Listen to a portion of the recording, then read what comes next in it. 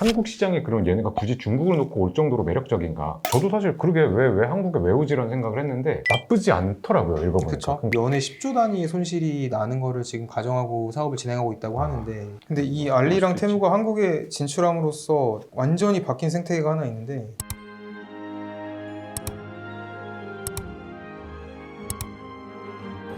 회계사님도 혹시 제가 보내드린 기사 보셨나요? 네, 봤어요. 네, 맞습니다. 근데 저는 사실 알리를 되게 오래전부터 썼어요. 알리가 이게 그 뭐 통관번호 넣으면은 오는 거는 오래 걸려도 이 서비스 자체는 한국에서 되게 오래전부터 가능했어요. 그래서 저 2010년대 거의 초반부터 이걸 종종 했어요. 주로 뭘 사요? 핸드폰 케이스, 그리고 짝퉁 볼펜. 몽블랑이 기가 막히게 와요. 그래서 음. 어느 날 대학교 막 이제 졸업반 그때인데 선배가 이렇게 막 몽블랑 펜을 쓰더라고. 그래서 아이고 대학생이 형 그렇게 좋은 거 가져다녀. 그랬는데 너 이거 모르냐? 그러면서 이제 학교 선배가 보여줬어요. 그때 처음으로 알리를. 그래서 에이 설마 했는데 진짜 오더라고. 근데 문제는 그 가격인데 진짜이길 희망하잖아. 진짜이기 이랬으면 좋겠다. 근데 이제 그게 있어요. 그렇게 펜을 사면 한 3개 사면 하나는 안 나와요.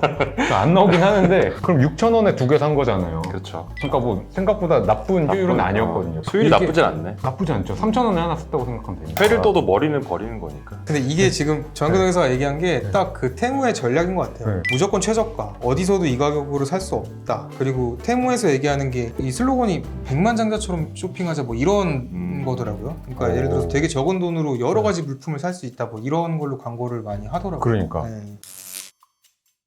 그 쿠팡이랑 테무랑 알리의 약간 차이점을 보자면은, 쿠팡도 뭐 아시겠지만 23년도에 이제 흑자 전환을 한 걸로 알고 있는데 22년도까지 뭐 조 단위 손실이 났잖아요. 그쵸. 계속 설비 투입하고 어쨌든 인프라 구축하고 무리했죠. 이런 걸로. 근데 쿠팡은 이제 유통 쪽에 그렇게 투자를 한 거고, 제가 알기로는 이제 알리나 테무는 그 생산 쪽에 이런 거를 좀 하려고 하는 것 같아요. 그러니까 생산 단가를 낮추기 위해서 고객이 많이 모집이 되면은 한 번에 여러 상품을 생산할 수 있으니까 그 단가를 점점 낮추는 전략을 지금 가지고 온 게 아닌가. 그래서 한국에서도 최저가로 우리가 공급하겠다 이런 식으로 지금 공식적으로 들어온다고 진출 선언을 한 게 아닌가 싶어요. 저는 개인적으로 이런 현상들은 되게 소비자 입장에서는 엄청 긍정적이라고 생각은 들어요. 우리 입장에서는 뭐 너무 좋죠. 선택지가 너무 좋지. 많아지면 네. 일단 소비자는 땡큐인 그럼요. 건데. 근데 결국 이 유통을 이렇게 알리테무가 하는 게 쿠팡처럼 하겠다는 거잖아요. 그러니까 그런 단가를 다운시킨 거에다가 유통까지 붙이겠다. 그 유통을 붙이겠다는 거예요. 결국 궁극적으로는 그 유통을 가겠다는 건데 한국 시장에 그런 얘네가 굳이 중국을 놓고 올 정도로 매력적인가? 저도 사실 그러게 왜 한국에 왜 오지라는 생각을 했는데 나쁘지 않더라고요, 읽어보니까. 그쵸. 그러니까 예를 들면은 일단 인구가 적은 건 맞아요, 한국이. 근데 수도권을 놓고 봤을 때는 다 몰려있잖아요. 너무 집중되어 있는 거죠. 다 몰려있고 사람들이 IT 사용에도 밝아. 그리고 물류센터도 이미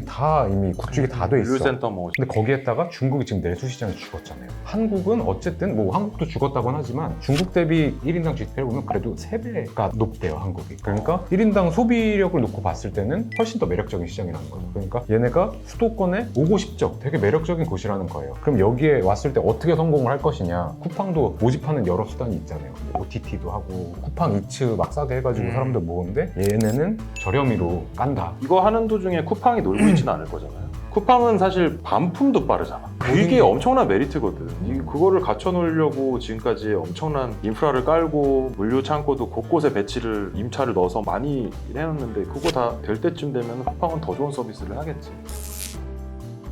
지금 제가 듣기로는 테무 같은 경우에는 연에 10조 단위의 손실이 나는 거를 지금 가정하고 사업을 진행하고 있다고 하는데, 이런 투자가 결국에는 나중에 수익이 나려면은 그러니까. 이 인프라를 다 잡아삼켜 먹을 만한 뭔가가 있어야 되는데, 과연 몇 년 후에 어떻게 될지 모르겠지만 저희 같은 회계사들이 보기에는 좀 너무 손실 금액 자체가 크니까 이게 과연 나중에 회복할 수 있을까라는 의문이 조금 들기는 하죠. 근데 전 그것도 생각했어요. 준비하면서 쿠팡에 좀 감정이입을 했는데 쿠팡 이제 흑자 전환했는데 23년에 드디어 그쵸. 흑자다 했는데 이 웬 공룡들이 갑자기 나타나가지고 나눠 먹자 약간 이제 그러고 있는 거잖아요. 이제 좀 경쟁이 어려운 길 끝나나 걸어왔는데. 했는데 쿠팡이 이제 또 다시 제로 베이스에서 시작을 해야 되니까 얼마나 힘들까. 근데 뭐 내가 쿠팡 걱정을 지금 왜 하는 건지. 우리 걱정부터 해야지. 우리 걱정. 불쌍한 건 우리인데. 아무튼 뭐 현지화 잘하려면 네. 좀 그런 포인트들을 잘 챙겨야 될 것 같아요. 그쵸. 근데 어쨌든 그 모집하는 전략 자체는 저는 알리가 굉장히 좋았던 것 같아요. 사람들 마음을 잘 파고든 것 같다. 이미 좀 일부 이미지 전환에 성공을 한 것 같다. 그쵸. 예. 근데 이 알리랑 그럴 수도 테무가 한국에 진출함으로써 완전히 바뀐 생태계가 하나 있는데 네이버 뭐 스마트 스토어 같은 걸로 이제 뭔가 중간에서 이렇게 사업을 하시는 분들이 있으시더라고요. 이제 그분들이 중국에서 물건을 가져와서 이제 한국에 파시는 건데 이런 쇼핑몰에서 이런 서비스를 하다 보니까 지금은 그 시장이 정말로 완전히 망가지기 없어졌죠. 일보 직전이라고 하더라고요. 그런 것들도 얘기를 들어보니까 이제 어쨌든 이런 유통 쪽에 뭔가 하여튼 지각변동이 있지 않을까. 유통 마진이라는 게 생각보다 되게 작은 엄청 맞아요. 치열한 네. 싸움이라 음. 생태계 조금만 바뀌어도 거의 플레이어가 체인지될 수도 있을 정도일 네. 것 같아. 이게 사실 전 세계 무료 배송이라는 게 엄청난 거잖아요. 이제 이거를 본인들이 부담하고 이런 식으로 사업을 전 세계적으로 펼쳐 나간다는 게 대단한 것 같으면서도 이게 가능할까라는 의문도 좀 들고. 근데 만약에 성공을 했어, 전 세계에서. 네. 그러면 이건 끝장나는 거잖아. 성공해서 독식을 해. 근데 그런다고 한들 한 개 팔 때마다 손해를 봐. 그러면 어떻게 해야 돼? 가격을 올려야 될 수밖에 그러니까 지금 없는데. 테무에서의 전략은 이거 같아요. 그러니까 지금은 한 개당 얼마씩 손실을 보지만 볼륨이 더 많아지면은